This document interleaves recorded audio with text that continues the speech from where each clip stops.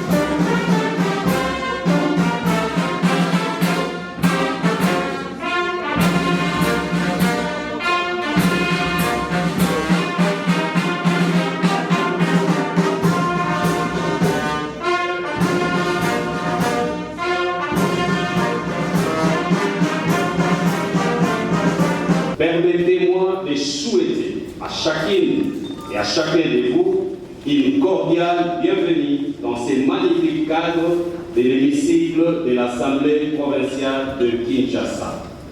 Au nom des députés provinciaux, à celui des membres du bureau et au mien propre, je voudrais exprimer tout d'abord notre profonde considération à l'endroit de tous les officiels civils, militaires et policiers qui, en dépit de leurs agendas très chargés, ont accepté de répondre à notre invitation en rehaussant de leur présence cette cérémonie de rentrée parlementaire. De même, qu'il me soit permis d'adresser nos vifs remerciements aux chefs des confessions religieuses ainsi qu'à l'égard de tous les autres serviteurs de Dieu dont la présence remarquable dans cet hémicycle ne cesse de témoigner le raffermissement des liens cordiaux jadis tissés entre l'Église de Dieu en général et l'Assemblée provinciale de Kinshasa. Distingués invités, mesdames et messieurs,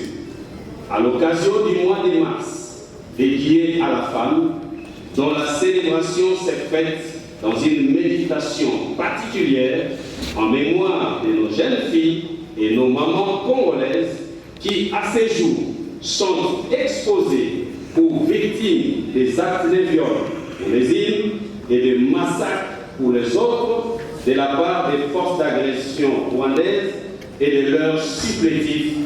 du mouvement terroriste du M23. Je profite donc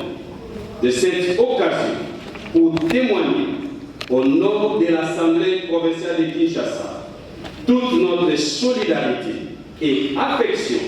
à ces jeunes filles et mamans congolaises qui vivent actuellement dans les différents camps de déplacés de guerre, c'est dans des conditions infrahumaines et exposées à toute éventualité de se faire massacrer par les forces criminelles de l'ennemi dont la gâchette facile n'est plus à démontrer. Honorables députés, chers collègues, distingués invités, sans oublier le vice-gouverneur qui est parmi nous, qui représente le gouverneur de la ville de Kinshasa, qui est parti assister à l'invitation du chef de l'État. Mesdames et messieurs, comme vous le savez, la présente cérémonie a un caractère solennel. Elle est consacrée à l'ouverture de la session ordinaire de mars 2025 à l'Assemblée provinciale de Kinshasa, laquelle intervient conformément aux dispositions de l'article 16 de la loi numéro 08/012 du 31 juillet 2008 portant principes fondamentaux relatifs à la libre administration des provinces, tels que modifiés et complétés à ce jour. Sur ce, je souhaite aux honorables députés un bon retour à l'hémicycle. Cela après 3 mois de vacances parlementaires bien méritées, au cours desquelles chacun de nous à palper les difficultés majeures auxquelles sont confrontées nos bases respectives.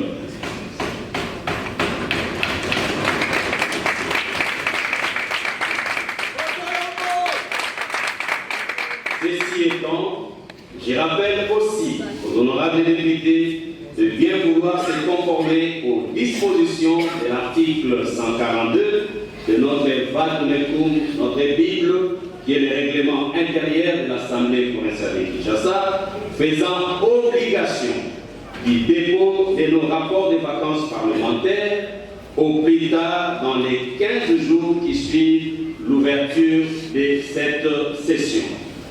Honorables députés, chers collègues, distingués invités, mesdames et messieurs,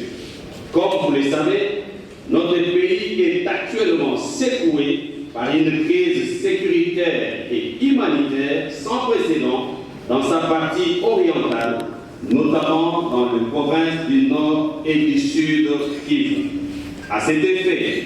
l'Assemblée provinciale de Kinshasa profite à nouveau de cette occasion pour s'insurger contre les bombardements meurtriers de populations civiles, les pillages systématiques de nos richesses naturelles, sans oublier autres crimes dont la liste n'est pas limitative, le recrutement forcé des élèves et autres mineurs en vue de servir au sein de l'armée rebelle, l'instauration d'un régime de terreur, de répression et de violations massives des droits humains au quotidien et à ciel ouvert dans toutes les villes et localités passées sous contrôle des rebelles du RDF M23. Fort de tout ce qui précède, je me dois d'abord de rendre un hommage mérité à son Excellence, Monsieur le Président de la République, chef de l'État, notamment pour tous les succès diplomatiques engagés ces derniers temps contre le régime criminel de Kigali. Dans le même registre, je salue les efforts diplomatiques menés au niveau de la SADC et de l'EAC, ainsi qu'auprès de divers autres organismes internationaux, afin de baliser les chemins du retour à une paix durable dans la partie est de notre pays. Honorables députés, chers collègues, distingués invités, mesdames et messieurs, en ces moments difficiles, je ne saurais aborder calmement mon allocution de ce jour sans exprimer, du haut de cette tribune, au nom de l'Assemblée provinciale de Kinshasa, toute notre solidarité et affection aux députés provinciaux, élus du Nord et du Sud Kivu, pour toutes les épreuves endurées pendant cette période de guerre. Au-delà de ces mots, je profite également de cette occasion pour saluer la bravoure de notre armée nationale, FARDC, ainsi que des forces d'autodéfense nationale, dites Wazalendo, qui se battent jour et nuit au front avec la grande détermination pour la défense de la souveraineté, de l'intégrité territoriale de notre pays. Honorables députés, chers collègues, distingués invités, mesdames et messieurs, au chapitre du règlement pacifique de cette crise, je tiens à rassurer l'opinion nationale et internationale que l'Assemblée provinciale de Kinshasa réaffirme son soutien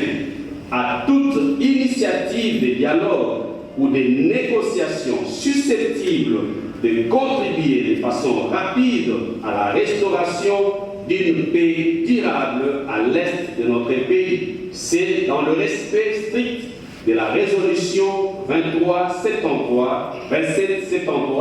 du Conseil de sécurité des Nations Unies. Dans cet ordre d'idées, je me prononce au nom de l'Assemblée provinciale de Kinshasa en faveur des consultations politiques en cours initiées par Son Excellence Monsieur le Président de la République, chef de l'État, dans une approche visant la formation d'un gouvernement de large union nationale autour des valeurs républicaines qui impliquent l'unité des Congolais de tous bords pour la défense de notre patrie et de son intégrité territoriale. En effet, je ne doute pas un seul instant de la capacité et du sens d'écoute du conseiller spécial du chef de l'État en matière de sécurité pour mener à bon port la mission lui confiée par le président de la République. En outre, c'est ici l'occasion pour moi de remercier Son Excellence Madame la Première ministre Judith Suminwa Tuluka, chef du gouvernement, qui a bien voulu nous associer à la campagne d'éveil patriotique dénommée Congolais Téléma, notamment au travers des provinces du Congo central, Kwilu et Kwango, laquelle a reçu l'adhésion massive de toute notre population. Honorables députés, chers collègues, mesdames et messieurs, abordant le problème propre à la ville-province de Kinshasa, la présente session s'ouvre dans un contexte particulièrement marqué sur le plan sécuritaire. La ville de Kinshasa connaît actuellement les taux de criminalité le plus élevés au premier trimestre de cette année, lequel est induit par l'activisme fulgurant des bandits à main armée, dont le mode opératoire actuel est le braquage des banques, de maisons des camistes, des supermarchés et autres lieux de commerce qui ne peuvent plus fonctionner dans l'inquiétude, c'est au risque d'être attaqués à tout moment. Ces phénomènes qui prennent de l'ampleur dans la ville de Kinshasa ne peuvent laisser indifférents les députés provinciaux de Kinshasa. Sur ces points, je me dois de recommander aux autorités sécuritaires attitrées de bien vouloir prendre toutes les précautions afin d'assurer la protection maximale de nos populations et de leurs biens face au cycle de braquage exacerbé par l'activisme des groupes de bandits à main armée opérant actuellement dans la ville de Kinshasa. Sur le plan des transports et de la mobilité urbaine, l'Assemblée provinciale de Kinshasa se propose de s'impliquer activement dans la recherche de solutions appropriées et durables contre les embouteillages qui perturbent gravement la circulation routière dans la ville de Kinshasa. Pour lier l'utile à l'agréable,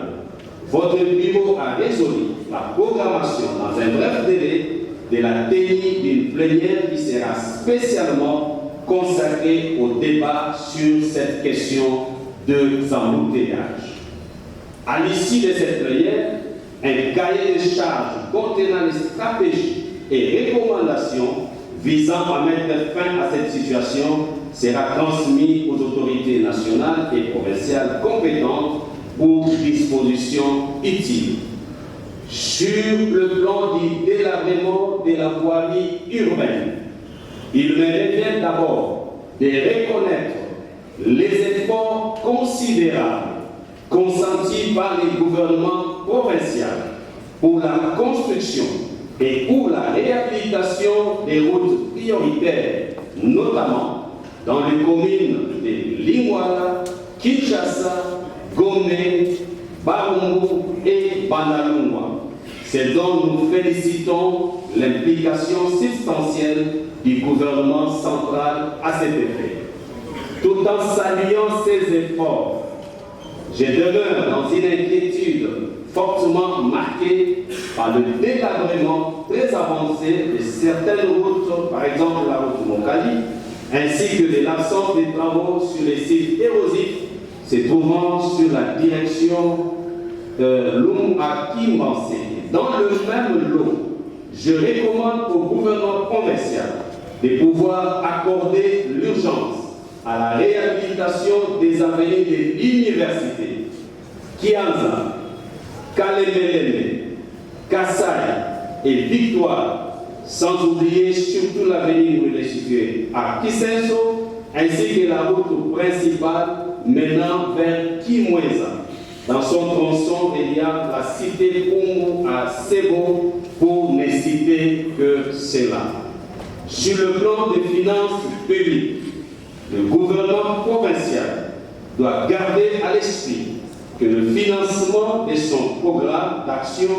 dépend de la mobilisation accrue des ressources budgétaires propres à la ville de Kinshasa, ainsi que des stratégies mises en place pour obtenir des financements additionnels extérieurs.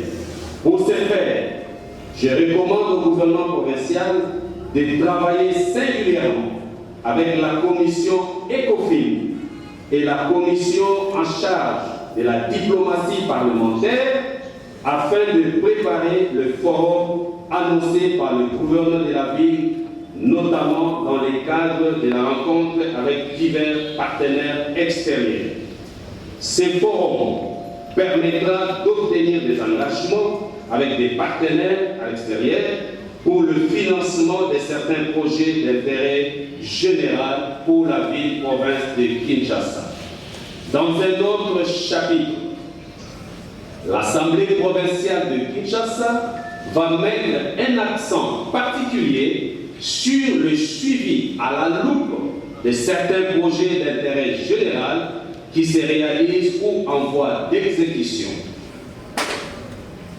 Tout en exprimant cette reconnaissance, je voudrais néanmoins mettre en évidence que toute revendication, soit-elle légitime de la part de notre personnel administratif et politique, doit respecter les conditions de forme telles que prévues par la loi. Honorables députés, chers collègues, je vous remercie encore une fois de plus pour la sensibilisation de nos populations à s'enrôler massivement au sein de l'armée. Pour terminer, je souhaite que la session qui s'ouvre ce jour soit une occasion pour nous de consolider nos liens afin d'accomplir notre mission dans un esprit de concorde, d'unité et de paix. Puisse cet esprit nous animer davantage, tant pour l'harmonie au sein de notre institution que pour la qualité du travail attendu de nous. Tout en souhaitant un fructueux travail à tous, je déclare ouverte à l'Assemblée provinciale de Kinshasa la session ordinaire de mars 2025. Que Dieu bénisse la République démocratique du Congo, que Dieu bénisse la ville de Kinshasa. Je vous remercie.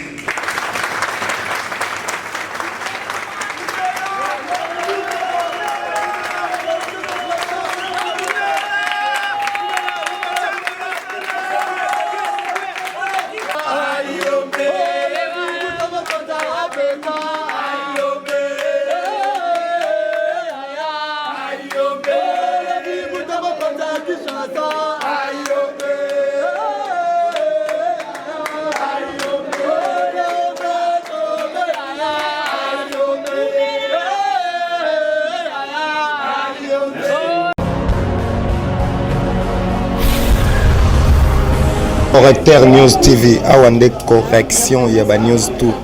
Donc Awande, on assure quoi. Suivez Correcteur News TV pour avoir toutes les informations crédibles et fiables. Correcteur News avec Yemoko Rachou. Rachou, la caramel, check.